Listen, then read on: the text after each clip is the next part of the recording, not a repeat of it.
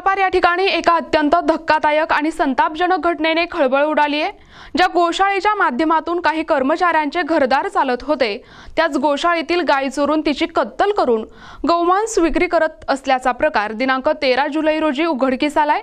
गोशाळेतील कर्मचाऱ्यांनी दिलेल्या गोपनीय माहितीमुळे या प्रकरणातील 3 आरोपींना अटक करण्यात आली आहे।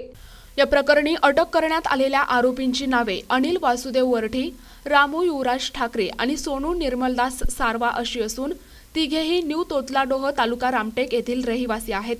धक्कादायक बाब म्हणजे अनिल आणि रामू हे दोघे गेल्या 5 ते 6 वर्षांपासून गो विज्ञान केंद्र देवलापार या ठिकाणी गोशाळेतील गायी चारण्याचे काम करत होते।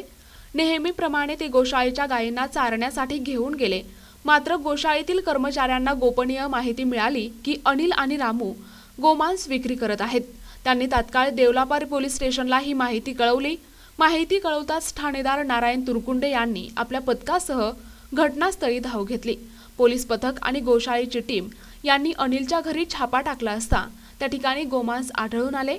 पोलिसांची चाहूल लागताच अनिल तेथून पळून गेला, मात्र पोलिसांनी अनिलसह रामू आणि सोनू यांना ताब्यात घेतले आहे।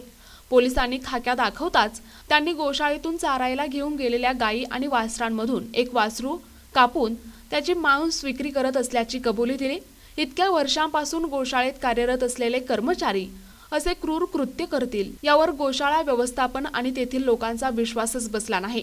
पोलिसांनी अनिलच्या घरातील एका कोपऱ्यातून 15 किलो वजनाचे गोमांस, एक सत्तूर आणि एक सुरी अशी हत्यारे जप्त केली असून रामूने गोशाळेतील वासरू आणले, अनिलने त्याची हत्या केली आणि सोनूने ते गोमांस विकले अशी कबुली तिघांनीही दिली आहे। देवलापार पोलिसांनी देखील 3ही आरोपी विरुद्ध गुन्हा दाखल केला असून आरोपींना न्यायालयात हजर करण्यात आले असता न्यायालयाने 3ही आरोपींची न्यायालयीन कोठडीत रवानगी केली। त्यानंतर 3ही आरोपींना नागपूर जिल्हा मध्यवर्ती कारागृहात पाठविण्यात आले आहे।